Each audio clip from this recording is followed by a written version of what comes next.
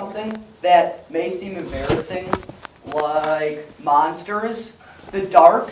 Ooh, spiders. Or even snakes. Well, in our story, The Mystery of the Sounds in the Night by Joanna Lowry Nixon, two characters, Mike and Paul, are scared of strange sounds in the wilderness. But are these sounds really something to be afraid of? I will be playing the part of Uncle Pete. I will be playing the part of Mike. Pete's my uncle. I will be playing the part of Paul. Mike is my friend.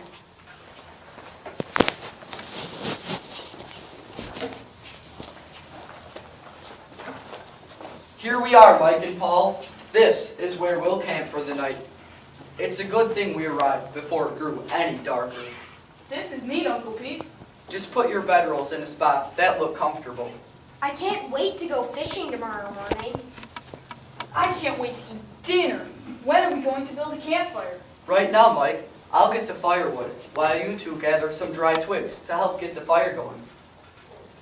Isn't this great? And the best part is, we get to stay up as long as we want to. Well, Mike, there's not much to do after dark. I think you want to go to bed early. Well, we could sit by the campfire and tell stories. Oh, I know of a great Indian story that my grandfather once told me.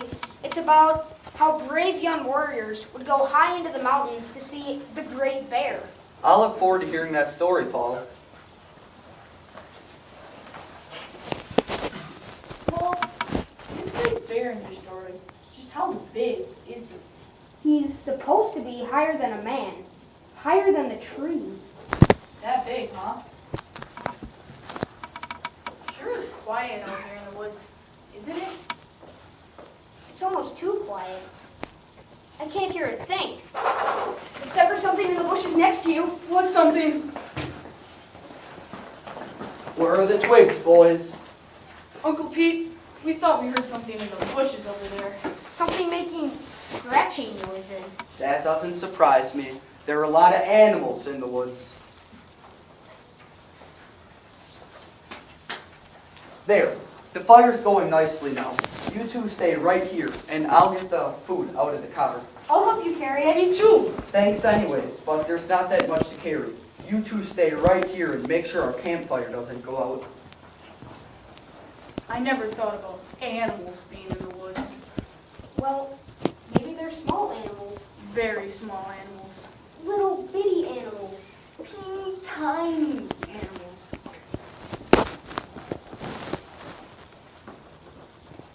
Paul, you stir these beans. Mike, you grab some plates and forks out of that box.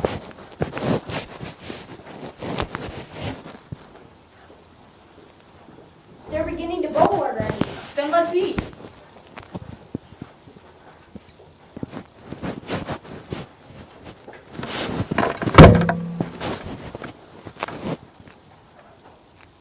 You know, Paul, I'd like to hear the story about the Great Bear.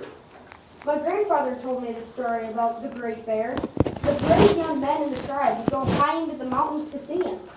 How did they see him? One brave young man would go into the mountains by himself.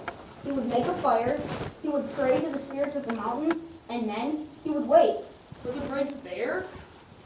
Yup, if he would have been a brave man soon, he would see the great bear. It would be higher than a man, higher than the trees. I don't think I'd know to see a great bear. I wouldn't either, especially when it's dark, the way it is now. I hope you boys aren't scared of yourselves. If you're afraid, you won't have a good time. Who's afraid? We're not afraid of anything. Good. I should have thought about getting drinking water before it got dark. I'll go run down to the river and fill the canteen with water. You two stay right here and spread out your bedrolls. Here are some flashlights.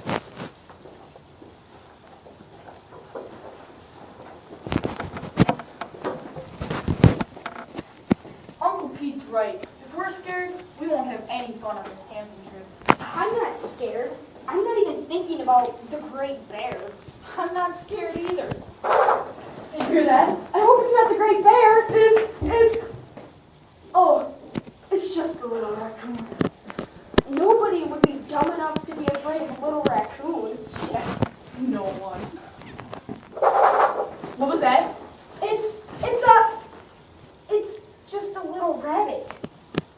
Only a little kid will be afraid of rabbits. Yeah, she's a scared little kid. Oh! Look out! Use the flashlights! It's got eyes! Well, all owls have eyes. Oh, is that what that is? Very interesting. Only a baby would be afraid of an owl. Yeah, only a silly baby.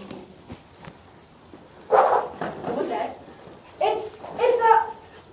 It's just a little mouse. No one would be afraid of a mouse. Well, my mother would. Paul, we've been afraid of lots of little animals that won't hurt anybody. That was pretty dumb of us, wasn't it? It's because we keep expecting Great Bear to show up. Well, I don't think the great bear would make a little noise. I think he'd make a big noise. Did you hear those footsteps? Here I am again, boys. What's wrong? Oh, nothing. You just startled us, that's all. It's time to go to bed. We have to wake up very early in the morning to catch fish for breakfast. Sure is dark out here, isn't it, Uncle Pete? Except for the stars. Look at all the stars, Mike. Hey, it's the Great Bear. Where is it? Help! Murder! Everybody run! Hey, calm down. Look at the sky. Look at those stars. Those very bright group of stars are called constellations. Every constellation has a name. That one is called the Big Dipper. Its Latin name is Ursa Major, which means the Great Bear. Many people, including some Indian tribes, call it the Great Bear. Paul, do you think that could be the bear in your grandfather's story? Higher than a man, higher than the trees. Maybe it is. And we were afraid of that? Who's afraid? I wasn't. It's time to go to bed, boys. What was that? Oh, I know that sound. It's Uncle Pete. That's the way he snores. Imagine us being scared of snoring. We're not that brave after all. We must be brave. We saw the Great Bear, didn't we? Just as the warriors did in your story. You know what? I guess you're right. We must be pretty brave after all. Good night, big warrior. Good night, brave chief.